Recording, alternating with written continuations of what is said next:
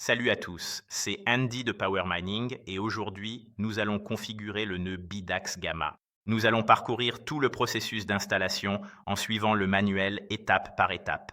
Alors suivez-moi et installons-le ensemble. Commençons donc par la première étape du manuel qui consiste à télécharger les fichiers dont vous aurez besoin pour votre Raspberry Pi. Donc, si vous allez sur notre site web shop.powermining.io et que nous allons dans la section boutique, alors vous devrez cliquer sur Bidax Gamma Node. Faites défiler un peu vers le bas, cliquez sur Afficher plus, juste ici, puis cherchez les téléchargements pour Umbrella OS. Maintenant, vous allez télécharger le fichier image. Je vais l'enregistrer sur l'appareil et ensuite, vous allez télécharger Balena Etcher. D'accord. Et vous allez aller ici. Et selon le type de système que vous utilisez, que ce soit un MacBook, un Windows ou un Linux, vous allez sélectionner le téléchargement correspondant à ce système. Maintenant, je vais vous dire, si vous avez un MacBook avec une puce M1 ou supérieure, vous allez choisir celui-ci juste ici, qui est AM64. Et si vous avez un appareil Mac avec une puce Intel, donc un ordinateur un peu plus ancien, alors vous allez choisir le X64. Donc, téléchargez ces deux fichiers et nous allons passer à l'étape suivante. Maintenant, l'étape suivante consiste à insérer la carte SD dans votre ordinateur. Étape numéro 3, installez et ouvrez l'application Balena Etcher. Appuyez sur Flash, puis sélectionnez Flash from File et choisissez le fichier image Umbrello Pi5. Appuyez sur Select Target et choisissez la carte SD, puis appuyez sur Flash.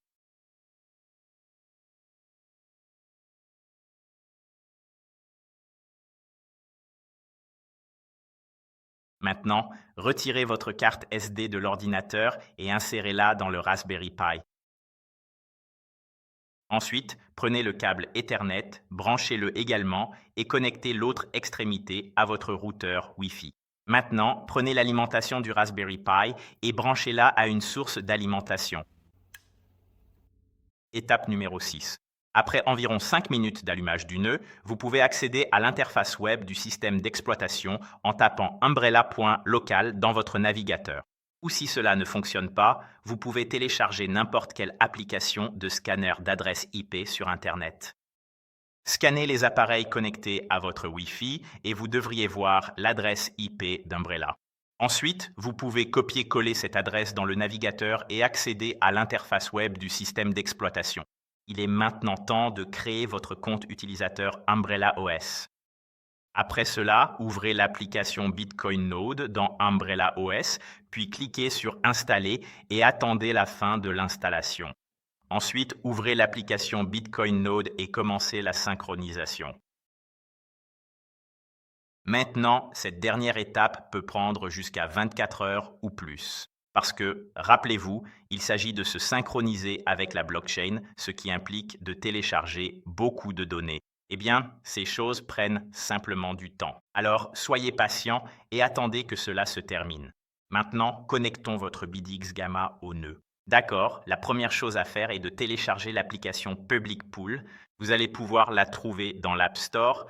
Alors, allez dans l'App Store. Elle sera soit dans la section des applications populaires, soit si elle n'y est pas, il vous suffit de la rechercher ici en haut. Ensuite, ouvrez l'application. Eh bien, c'est exactement l'information dont nous avons besoin. Maintenant, ouvrez un nouvel onglet et saisissez l'adresse IP que vous voyez sur votre Bidax Gamma. Donc, je vais simplement entrer l'adresse IP juste ici. Et le tableau de bord Bidax va s'ouvrir. Maintenant, allez dans les paramètres du pool et modifiez l'autre stratum dans le pool principal et changez aussi le port stratum. Qu'est-ce que cela signifie? Cela signifie que vous revenez à l'onglet précédent, copiez umbrel.local et mettez-le dans l'autre stratum. Et pour le port, il vous suffit de copier ou simplement de noter. Ceci, 2018. Saisissez ces informations, puis pour la récupération de secours, laissez les paramètres par défaut. Appuyez ensuite sur Enregistrer, puis Redémarrer. Et maintenant, normalement, tout devrait bien se passer et vous devriez être connecté à votre nœud.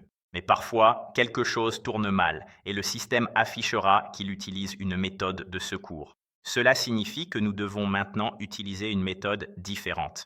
Si vous retournez dans l'interface web du système d'exploitation d'Umbrella.local, vous cliquerez ici sur Paramètres. Vous allez copier l'adresse IP locale et la saisir dans Stratum Host. Vous allez supprimer Umbrella.local et coller uniquement l'adresse IP Béatrice. Maintenant, après tout ça, assurez-vous simplement de faire défiler vers le bas, d'appuyer sur Enregistrer, puis de redémarrer. Et puis, après un petit moment, nous allons retourner sur le tableau de bord, attendre un peu. Le bidax va redémarrer et vous verrez qu'il va commencer à hacher en seulement quelques minutes. Vous pouvez également vérifier si cette adresse IP est bien celle que vous venez d'entrer dans les paramètres du pool. Vous pouvez simplement vérifier et revérifier. Et oui, tout devrait fonctionner et tout devrait être correctement configuré. Voilà. Un autre contrôle de sécurité pour être sûr que tout fonctionne.